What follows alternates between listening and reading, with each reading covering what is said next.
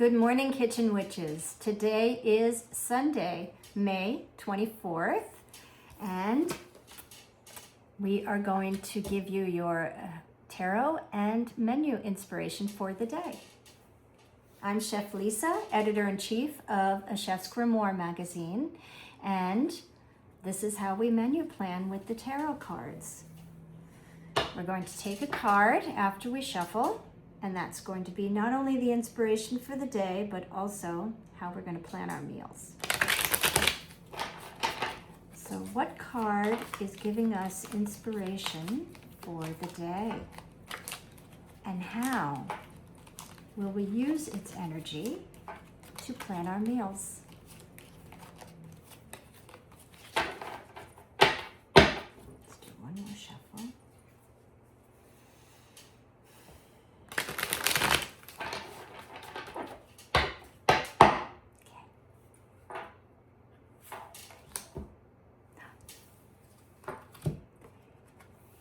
The Empress. The Empress. What a lovely card for a Sunday. So, at this point in the year, we are in spring, at least in New York. And I know that many of us are just living life a little easier. It's getting brighter in the days, right? The sun is getting a little hotter. And so the color of the light's rays are different, right? They're brighter. And the greenery of the leafing out of all of the trees is happening. So we have a lot of chartreuse colors right now, chartreuse colors, in addition to the deep green. So it's not, in its newness, it's still very vibrant and yellowish greens that are coming out in addition to the deeper greens from, say, an evergreen or the pine trees that we have here. So the difference in the greenery is springtime. Plus the scent of lilac is in the air, perfuming the air. And you know, the weeds aren't yet consuming everything. It's still just, everything's nice and neat. Springtime, earthen time. Our major arcana, the Empress, is the element of earth. So she is Mother Earth. And right now, we all are just taking breaths of fresh air from the dim darkness of winter, moving into the light of spring.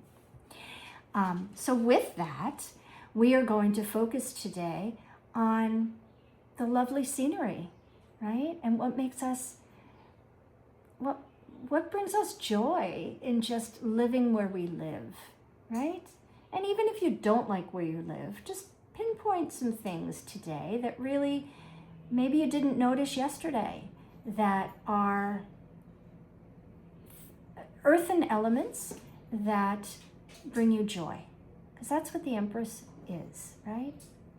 So maybe you walk outside, maybe you have the luxury of owning your own home with a garden, and you planted for many years, and now all of your work is starting to come through, right? Your perennials are matured and luxurious, and the annuals that you put in are just pops of color, and you know, your vegetable garden is starting to show signs of producing. I mean, all of that just brings joy to the heart from something tangible, right? And it's Empress energy, because she's the one that makes those seeds grow. That's what we're looking for today in our realm of scoping the day. But what will the Empress put on her dinner table, or her table, her kitchen table, to nourish us? Well, I'm thinking we can do an egg and leafy greens tart. So you have a tart pan. It can be any shape or size. A tart pan is a little different than a pie plate. A tart pan usually has a removable bottom, and its sides are only maybe an inch tall. and they're usually flared or fluted, right? So they have the, when you press the crust into them and the crust comes out, it's kind of like a pattern in there. So that's called fluted, I think. I'm not a baker, so. But bakers would know. So we're gonna whip our eggs up.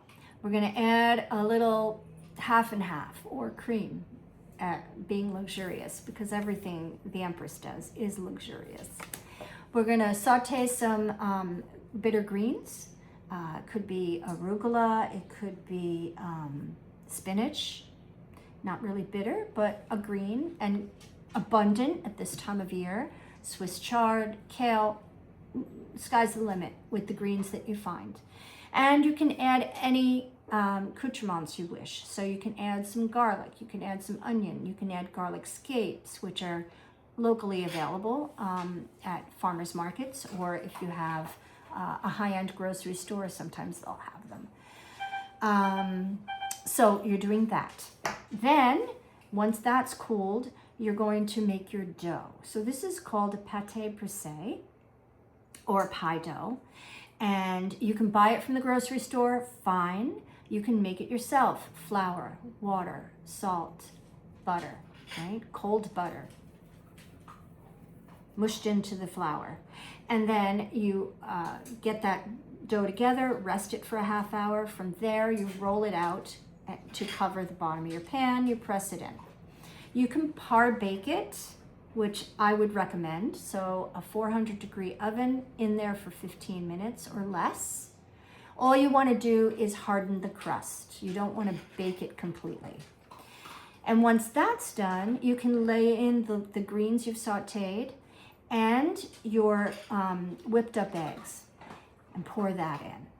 And then if you wish, you can top that with maybe some cherry tomatoes. Hold that button. That's my onions in the oven. I'm doing a slow roasted oven recipe for my next magazine issue, so I'm testing the recipe. And if you hear crunching, it's my dog finally eating his breakfast at early, late in the day.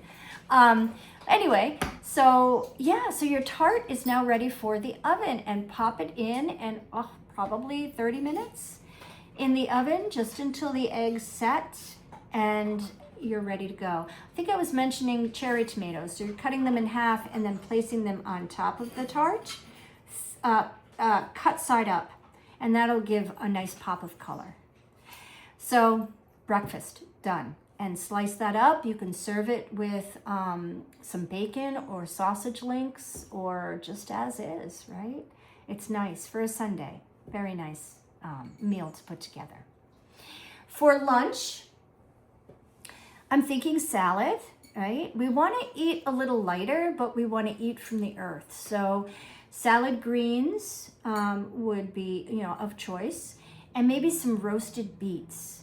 So you're going to take some golden beets, I think. You can do a combination. You can roast the golden beets and the red beets. Golden are a little sweeter. Most people like them better than the red beets, because the red beets can be very earthy in flavor, which we're going for with this card.